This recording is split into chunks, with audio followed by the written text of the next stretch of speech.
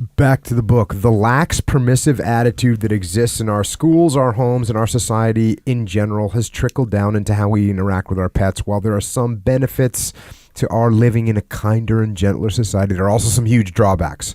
This is particularly true as it pertains to dogs. Some people believe that it's impossible to have a well-trained dog and to never have to physically correct that dog. I wish that were true, but it's not the case. Let me be clear, I don't employ and I don't advocate the use of any kind of unnecessary force.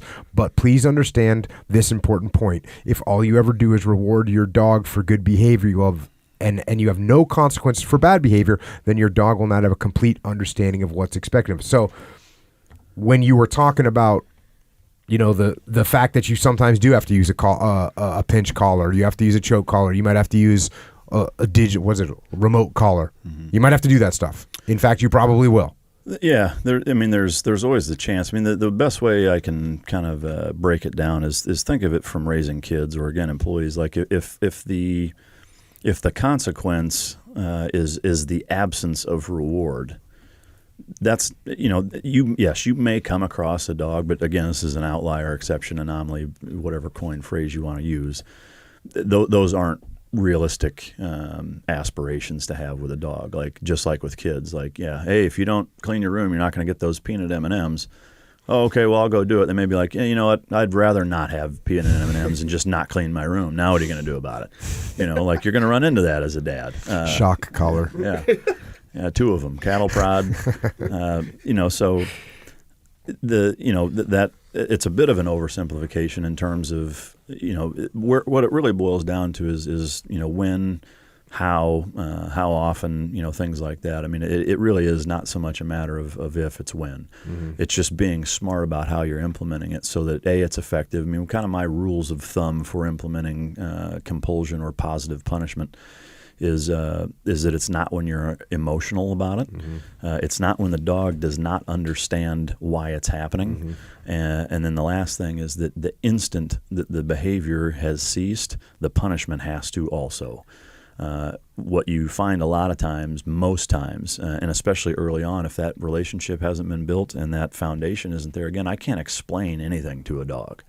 A lot of people, we all have our expectations. I know I want the dog to sit. I don't want him to grab sandwiches. I don't want him to knock the kids over. I don't want him to bark when it's 3 a.m. unless there's somebody breaking in. He doesn't know any of that, so we have to teach them. And if you, again, just like with the human component, if you're trying to teach somebody something and they don't understand what's expected of them and you're punishing them for not understanding it, mm-hmm. That sucks, and that's, unfortunately, that's how most dogs go about their lives, is that, I don't have a relationship with this dog.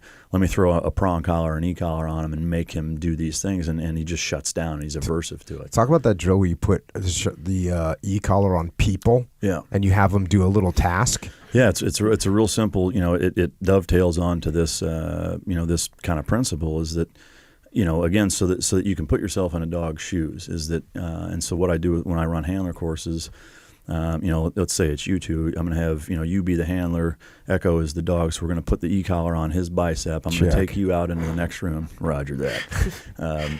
So I'm going to take you out in the room and say, okay, we're going to come back in here, and I want you to get Echo to take this echelon front thing, put this here, and put that there. That's his task. So it's, for those of you that are listening, it's like a menial task. It's put a pencil and a paper clip onto a box, and they're going to be sitting on the table in the middle of the room, all separate from each other. And there's a bunch of other stuff. There's a bunch of other crap here. So when we come back in, now you don't say anything to him. We're not allowed to talk. Right? And so now Echo just starts grabbing stuff, and every time he grabs the Sharpie, he gets shocked. He grabs the tea, he gets shocked. He grabs the knife, he gets shocked. He messes with the paper, he gets shocked. After 5 or 6, maybe 10, he's a strong guy, can take some punishment. You crank it up. He's not getting it. He's messing with the wrong stuff. I'm gonna hammer him harder. What's he going to do?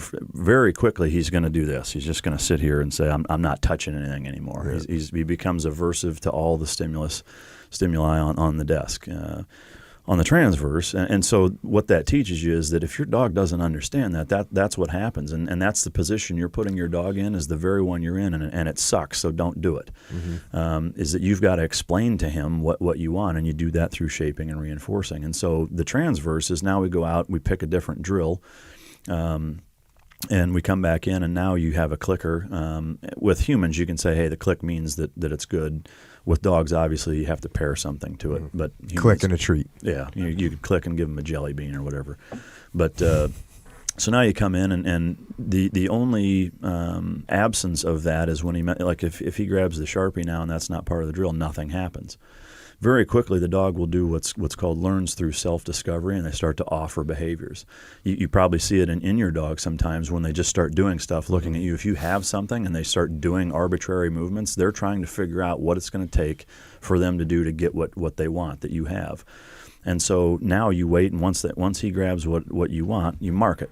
And so now he's like, okay, well, it's something with this. And now it's fun. It's a game, and he's trying to figure it out. His mind's working. It's positive. Everybody's having fun. The first example, it sucks. It's painful. It's stressful. There's cortisol. It's chaotic. And again, that dog's A plus B equals C. And you say the percentage of success in the first method is 0.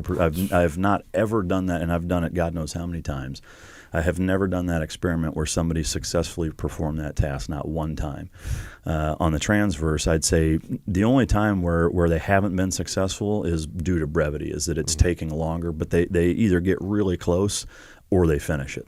And everybody's laughing, because the whole rest of the class is watching, and they're usually laughing during the e-collar one. But it paints a very clear picture, because a lot of times people, they have not put themselves in the dog's shoes. Again, just like with leadership, is you got to relate, you got to understand how it's going to impact people when you're implementing different protocols or procedures or leadership principles.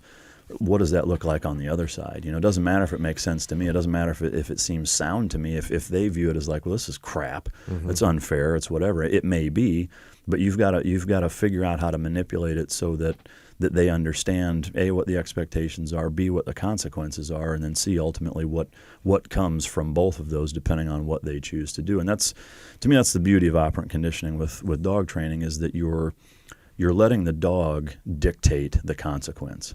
And no different than with any of us, they enjoy it, and it stimulates their mind, which they need, which is another benefit to bonding and relationship with them, is because if you're the one stimulating their mind, guess what? Now they want to hang out with you more. They will listen to you more. Your blue chip bank just gets overloaded because they've had so many positive experiences where they've had different things that's desirable on your end that doesn't mean anything to them, but they're just trying things out, and now they do it, and it gets marked and rewarded, and it's fun, it's a game, and it's a self-replicating process that has a ton of benefits for you and the dog.